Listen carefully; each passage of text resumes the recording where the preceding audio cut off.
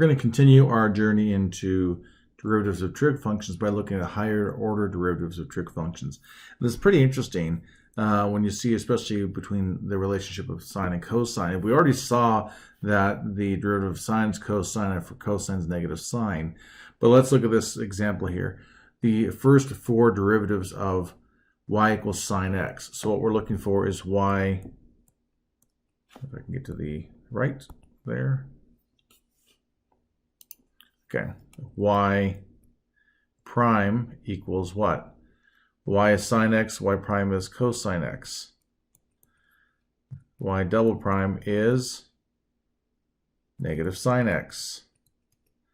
Y triple prime, third derivative, is going to be negative cosine of x. And fourth derivative, we have to put the parentheses around the 4. That's going to be the negative of negative sine x, which is sine x. And the key to this, what I'm trying to get at is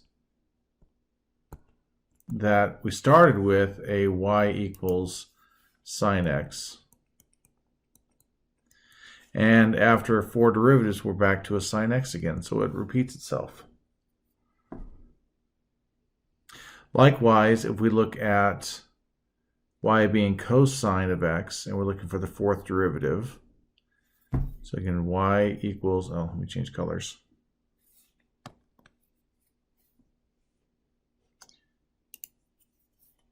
If y equals cosine of x, I'll just go with their notation, dy dx is going to be negative sine x. And then the second derivative of y with respect to x is going to be negative cosine of x. And the third derivative of y with respect to x is going to be the negative of negative sine x, which is sine x. And the fourth derivative of y with respect to x is going to be cosine of x. So again, after 4 derivatives, we've gotten back to what we started with. Now, how does this help us? Well, when we're looking at something like with a very high power, for example, the 74th derivative, so this is the 74th derivative of sine of x, we don't have to do this 74 times. We recognize that every 4 derivatives, it goes back to sine. So if we look at 4 goes into 74, it goes into 7 one time, 4, bring down that, so 34, goes into that 8 times, that's 32, and that's 2. So that's 18 times going to go for that full cycle, and then we have 2 more derivatives after that. So the 74th derivative of y with respect to x is going to be equal to the same thing as the second derivative of y with respect to x. Because we're looking at what happens, so we have 4 full cycles, 18 times, and the remainder is how many derivatives occur after that. So what is the second derivative of sine x? Well, we know that the first derivative is cosine of x. So that means our second derivative of sine x is going to be the derivative of cosine of x, which is going to be negative sine x. And there's our answer.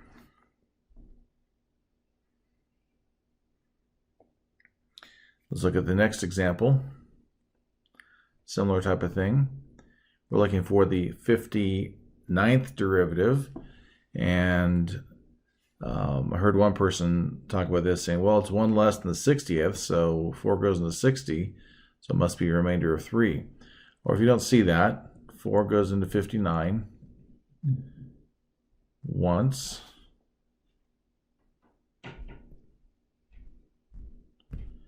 let's see, it's 4. Just making sure that fell within the boundaries. 4 goes to 19 4 times with the remainder of 3. So we're really looking for the third derivative. So our y prime is going to be cosine of x.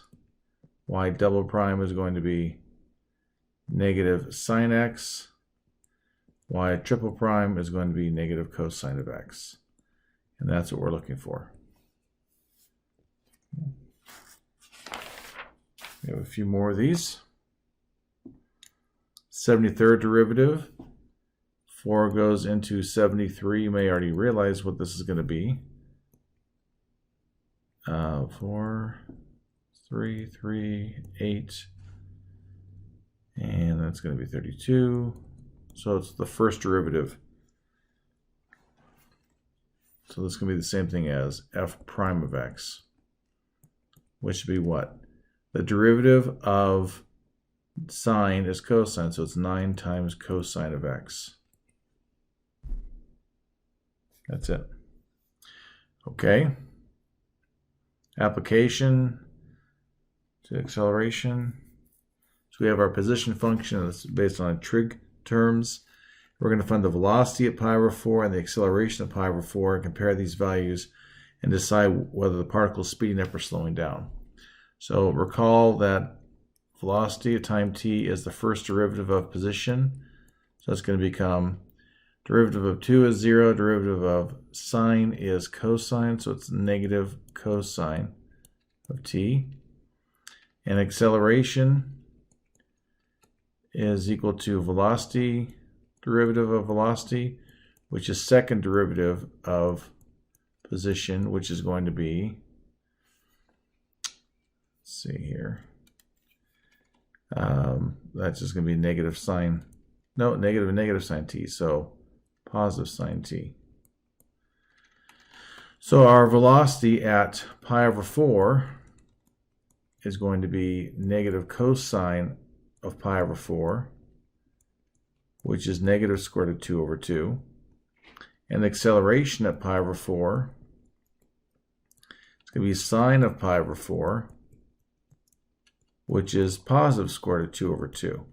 So what we have is velocity is negative, so velocity is going to the left, but acceleration is going to the right, meaning this change of velocity is going in the opposite direction, so that means it's slowing down.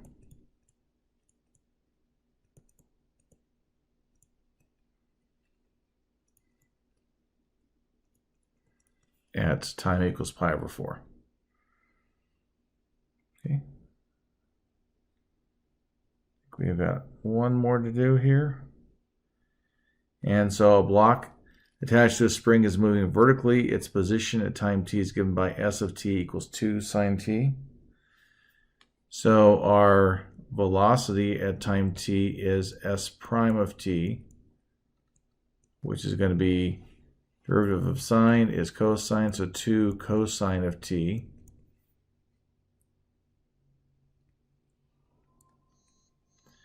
Acceleration at time t is the derivative of velocity, which is the second derivative of position. So that's going to be, let's see, negative 2 sine t. So we have velocity at 5 pi over 6 is going to be 2 times cosine of 5 pi over 6, which is 2 times, and I believe that's the negative square root of 3 over 2. So that's negative square root of 3. Our acceleration at 5 pi over 6 is going to be negative 2 times sine of 5 pi over 6. So that's going to be negative 2 times 1/2, which is negative 1. So they're the velocity and the acceleration are in the same direction, and I'm assuming based off of it's a vertical one, So they're both going down. So that means it's accelerating. It's getting faster going in the down direction.